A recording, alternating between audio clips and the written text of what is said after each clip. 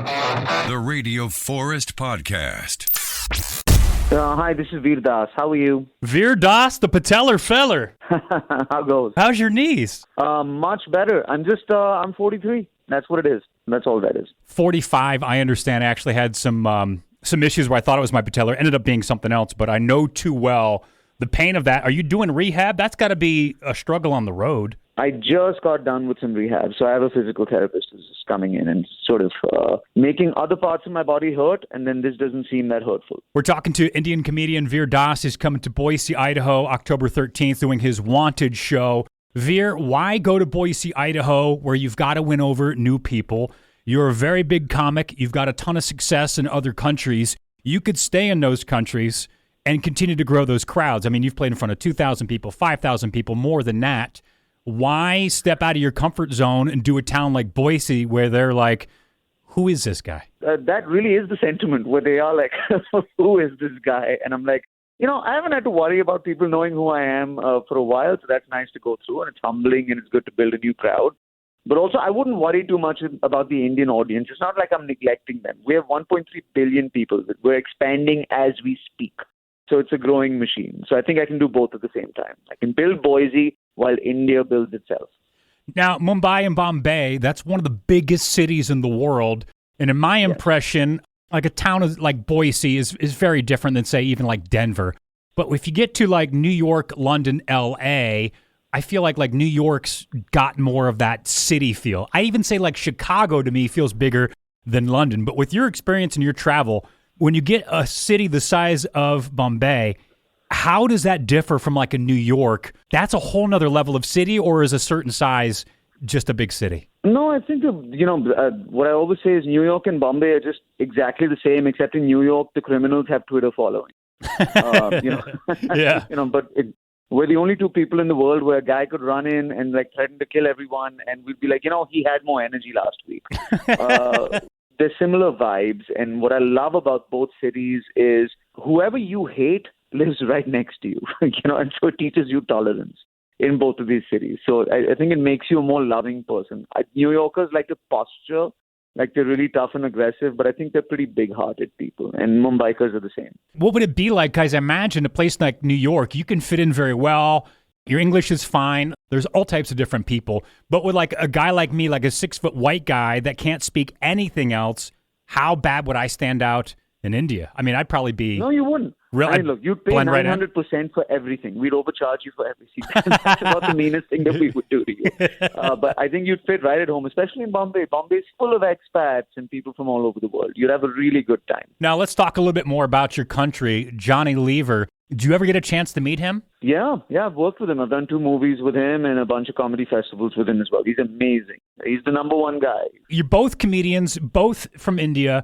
You're both Bollywood stars. But would it be safe to say that you might be bigger than him now? That's got to be surreal because he didn't have YouTube. You've broken into the U.S. You've got global exposure that he couldn't get at that time. No, I think that, he definitely, if Johnny Lever walks down the street in Mumbai or in the smallest town in India, everybody knows who he is.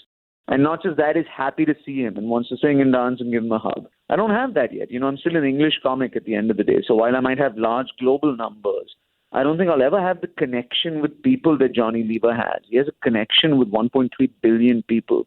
That's not something to be underestimated. It's gigantic. Have you picked up anything then how to connect to that Indian crowd? Because you point out an interesting part that he has captivated his Indian audience in a way that you haven't yet, or maybe it's not in your tool set. So what have you picked up from him about like, how do I get an Indian crowd to love Veer Das? Well, I just sleep with my audiences at the end of the show. That's really good word of mouth. You got a lot of people, though. I know. That's why I'm coming to Boise. I can sleep with less people. It'd be like an easier night. Yeah. No, I think for me, the one rule I always have is they should know you the second you tell your first joke. And you should leave yourself with them. So like any comedian can make you laugh for about an hour if they're good and they're worth their salt. But can they take you into their heart, and can you feel like you know this person because you came to their show? I think that's the mark of a great musician or comedian or performer. So that's what I aim to do, and that's something I got from Johnny Lever. Everybody knows him, and that's why they love him. He puts himself out there. Now, what about Jon Stewart? I know you started a show kind of based off the framework that he had for, talking about politics and current news events. Did you ever have a chance to meet him and tell him how he inspired you? No, I would love to. I just, I don't spend enough time in the States. And then by the time I started doing so, he had retired already. But he was a gigantic influence. And I was doing a version of him just way too early. I was 25 without any of his, wisdom or experience, even when he took over the Daily Show. So it was really just kind of a very bad imitation, which I don't know if I'd want him to see, if I'm being honest. When you're doing all this traveling, like you said, you haven't been to the States as much to meet him yet. So you've done a ton of traveling. And when you do those long flights, I didn't fly for a little bit with COVID, and then I've kind of gotten back into it. And I forgot I had like a routine. I'm like, I got to have my headphones, but I got to have earbuds. I got to have cables for my iPhone and for my tablet. I got to have a plug depending on what seat I'm in. Now, I imagine you're probably flying business or maybe first class, but I have a checklist of like, I got to have these things in my bag that I can grab, not in the overhead, because once I sit down, I want to be set. So when you're doing a long flight, India to America, what do you have to have? What does Veer have to have? What's the one thing if you forget, you're like, this flight sucks? It's much less chilled out than you. So I have to have a visa. Then I have to have a hotel confirmation. Then I have to have proof that I own property in India. Then I have to have proof that I have savings enough in funds in India that I will go back once I've come to America so that I can convince immigration that I'm not going to just stay and never leave. So that's kind of my checklist. And then I have to dress really well when I fly. I'm a brown man with a beard, so I have to dress like I'm buying the airline, just so that everybody feels good about letting me into their various countries. I went to 29 countries this year, and I think I have it down to a science. Like, I managed to do 29 countries this year without check-in luggage, which is an achievement I'm going to say I'm pretty proud of, just 2 carry-ons. That's a huge difference when you fly of not waiting for that luggage. But you mentioned a great point. I'm talking about these state-to-state flights, having my, iPhone, but the stress of missing one of those documents when you're in air, I would be checking my bag every 5 minutes, and then you're like, uh-oh, did it fall out when I last put my hand in there? That's got to be stressful.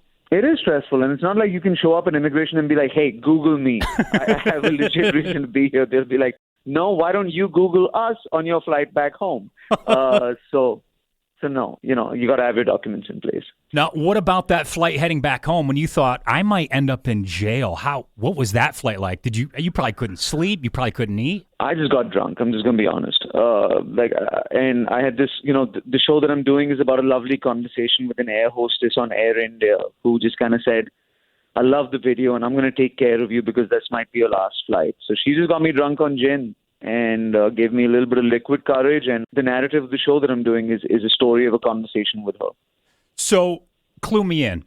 Essentially, you're making jokes about India. They don't like it. You're labeled as a terrorist against that country, and then they want to jail you for that? Yeah, I had 7 criminal complaints filed against me. I was charged with sedition, etc. And it all worked out, so everything was fine. It was just sort of fringe elements who were filing those cases. But in retrospect, it ended up being one of the most positive things that ever happened because one was able to kind of touch a chord with people. And it's coming right back to what I said. It's about that true connection with people. One was able to forge something where we both said the thing that we were thinking but never said, and therefore valued each other. But now is there a more distinctive line in the sand of what you shouldn't cross?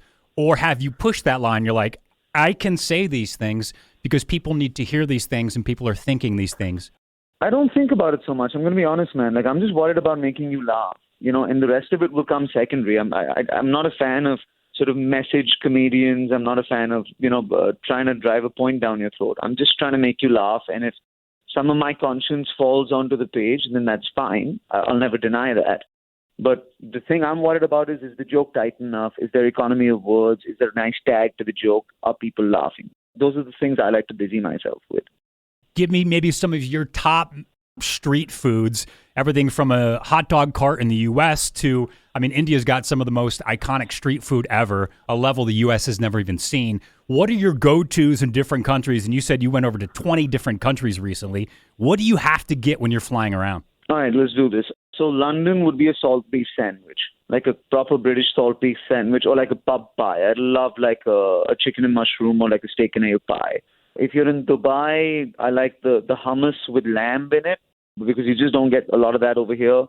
If you're in South Africa or Africa, there's something called suya, which is skewered meat barbecued on the beach with a fire. I love just sort of Shanghai street food, which is just amazing. And a lot is just like Korean barbecue is good stuff as well. And then I kind of got into katsu, which a lot of people, in Europe are getting into, but, I don't find a lot of good katsu places over here. Is that Japanese? And then with India, yeah. And then I just kind of like rolls from India. So like a kati roll, like a nice wrap with like chicken tikkas or katis inside. As a world traveler, I'm surely you've run to a situation where you had something that wasn't maybe prepared the best or just didn't agree with you. Greek food, I think I just overdid it. I'm one of those people who I tend to stay relatively healthy, and then when I'm shooting a special or I'm shooting a movie, I'm typically intermittent fasting, and then the day the shoot is done, I just overdo it, and the next morning I give birth, basically, is how this works. So I think when I wrapped my last shoot, which was earlier this year, then I went out for Greek food and just kind of overdid the desserts and everything, and then I was just out for a while. What benefits then have you taken from the intermittent fasting? Is that something you're still doing, or do you do it right before a show, or is it a weekly routine for you? It's just something that I do to cut before a shoot. So right now I'm shooting the Netflix special on Friday, so I've been intermittent fasting for about 4 weeks.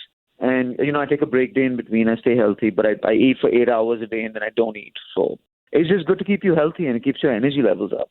North India, South India, which has the best food? They're two very different places. And I'm a North Indian, so I'm going to say North India because it's, it's a lot more meat. It's a lot more sort of, it's spicier, richer food. But South India definitely has the better designed food and the healthier food. Now, there is here in Boise a place called the Bombay Grill. Probably ought to check it out. How is American Indian food? Is it a joke or is it pretty close? I think it's American Indian food. Yeah. So it's got the idea. Yeah. When you're writing a stand-up special for, say, something like Wanted, when you sit down and you're by yourself and you're writing that out, how does that differ when you're doing a speech for college graduates? Because you still got to have jokes in there, but you're talking to very different people and you want two very different effects, but also they still got to laugh. So it can't just be the same show, right? You can't just get up and do your routine to college graduates. No, I think you have to treat a comedy special like a piece of cinema, and it has to have the pace of a movie and the dynamics of a movie. It's got to have lulls, and it's got to have like one or two acts in it, and sort of a narrative, and it's got to tie together at the end. And with college graduates, you just kind of want to put yourself second and put them first. So, think about everything that they might be worried about and try and address that. That's kind of how I approached my graduation speech when I gave it at Knox, the convocation speech. So, I was just like, what are they probably worried about? And what was I worried about at this moment in time? And let me put them first. So completely different writing experiences, I would say. You're born in India. You live in India now. You went to college in Africa, also in America. So right there, that's a minimum of 3 languages. But I don't even know how many languages India has. It's got to be a couple of hundred. So how many languages can you get by on the street ordering food in? Like, you got to have a handful of them. No, I speak Hindi and English, so I can get by in that sense. But I can tell you to do horrible things to your mother in about 10 different ways. That was my next question. Which one is the most fun to swear in? Like, that's the first thing you got to learn. Oh man, Hindi. Hindi is the best language to swear in. It's just nuanced and sweet and biting and cruel, all at the same time. Can you give me a couple of words? In English, you tell people to do things to their mother. We don't go for mothers in India. We just do sisters. So first you go after your sister. That's one. And then it's always attached to like food. You know what I mean? So it'll be like, you plate of stupid, or you bucket of something. We bring like utensils and all of that stuff. It's nuanced cussing. Can you give me a couple in Hindi, a couple of swear words or put downs? Okay, so it's called chutiye ka thali, which is just a plate full of fucks. Your plate full of fucks, which I love. How do you say it again? Chutiye ka thali. I do like it. I like the creativeness and the good put downs. Yeah. The Netflix show coming in December, is that filmed and done? Is that in production now, or is it just kind of on hold waiting? It's getting filmed in 48 hours. I will have filmed it by the time I come see you. Where are you filming it at then? We're doing it at the Skirball Center in New York City at NYU. So you're intermittently fasting right now. How are you feeling? I'm good. I'm going to eat at 12 o'clock. Veer coming to Boise, Idaho. I assume, is this your first time in Idaho? Yeah, man, for sure. October 13th, Egyptian Theater, Veer Das. Can't wait to see you in Boise here in October. Good luck at your show. Thank you, man. Thank you for having me. Cheers.